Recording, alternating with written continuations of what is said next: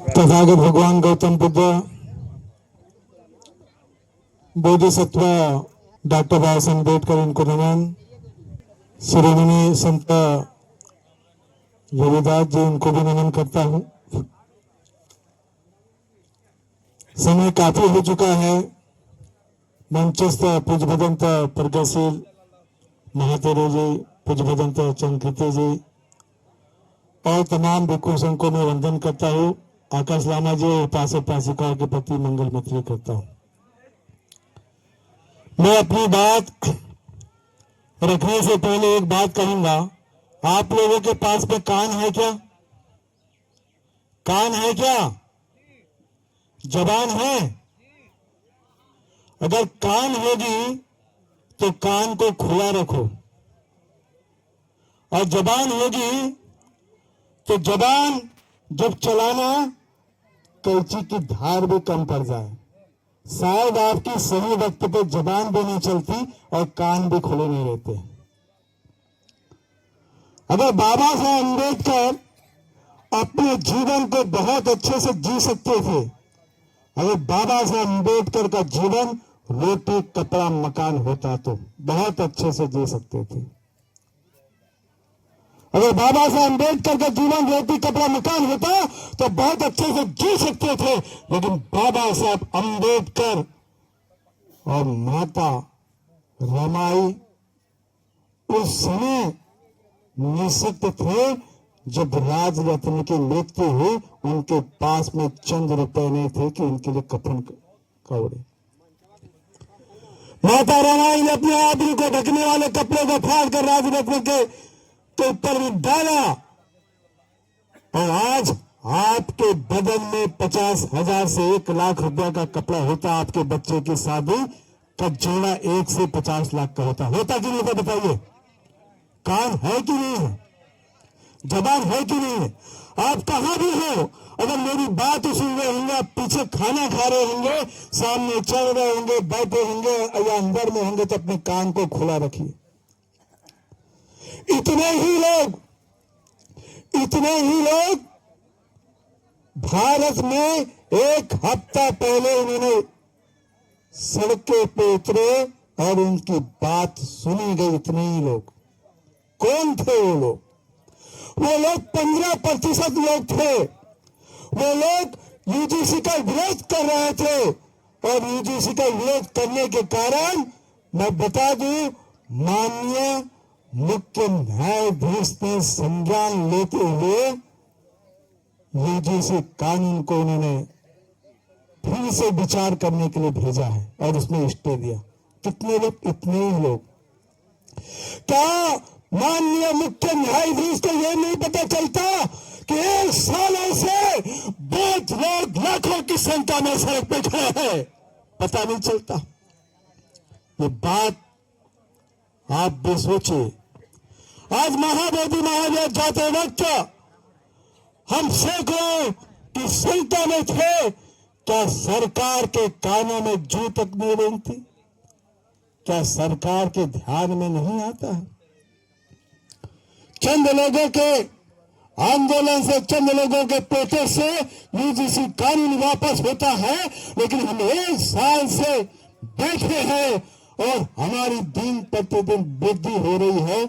लाखों की संख्या में हम सड़क पे थे, लेकिन ना ही सरकार के कानों में, ना ही बिहार सरकार के कानों में आवाज जाती, ना उन्हें दिखाई देता है, ना ही मुख्य न्यायाधीश को कुछ नहीं दिखाई दे रहा। बताइए, अगर आपके लोग न्यायपालिका में नहीं जाएंगे, आपके लोग कार्यपालिका में नहीं जाएंगे, आपके लोग संसद, विधानसभा, लोकसभा में, राज्यसभा में नहीं जाएंगे, तो आप सोचिए कि आपके हकों का दमन होगा।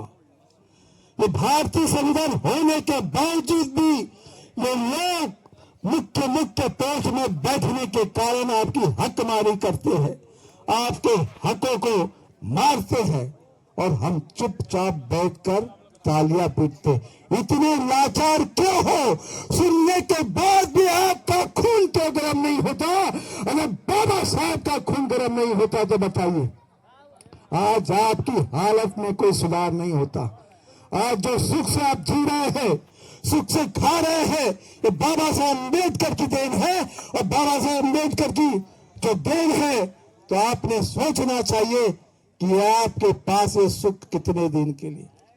हमारी लड़ाई कोई रोटी कपड़ा मकान की नहीं है, हमारी लड़ाई आध्यात्मिक लड़ाई है, अपने धर्म को बचाने की लड़ाई है, इतिहास को बचाने की लड़ाई है, संस्कृति को बचाने की लड़ाई है।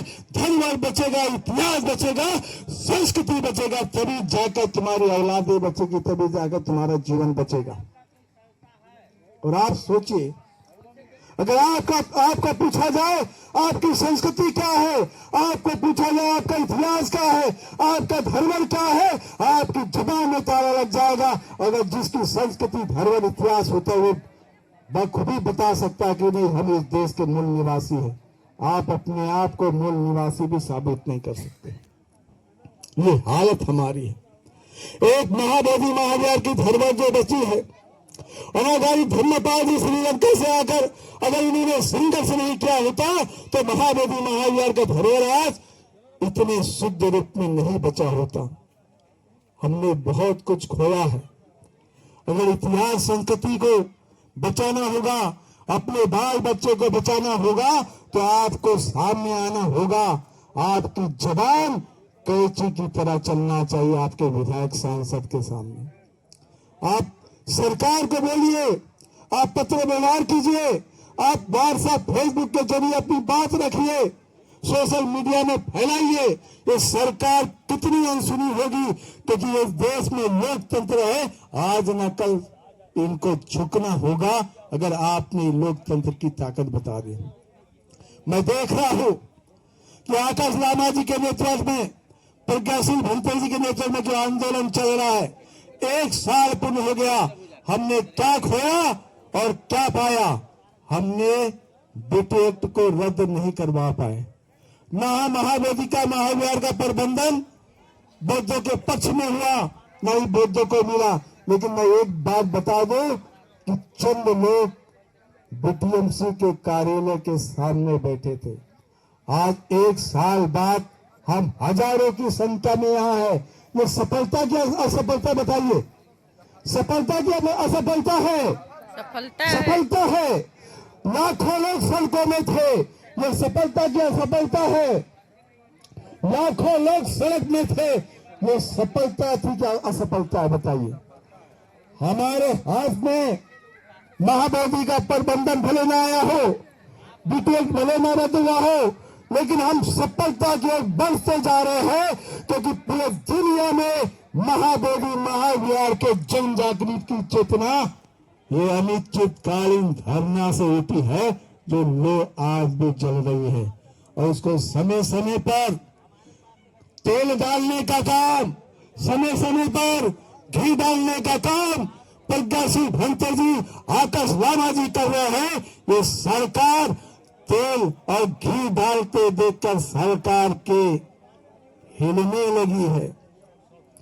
आज सरकार हिल गई है, लेकिन इस सरकार को बताना पड़ेगा, बाबा साहब अम्बेडकर ने आपको लोकतंत्र का ताकत दिया है। अगर बिहार वासी अपने विधायक, अपने सांसद से सवाल कर सकते हो, तो ये मान लेना कि महाबोधि महावीर आपको मिल सकता है।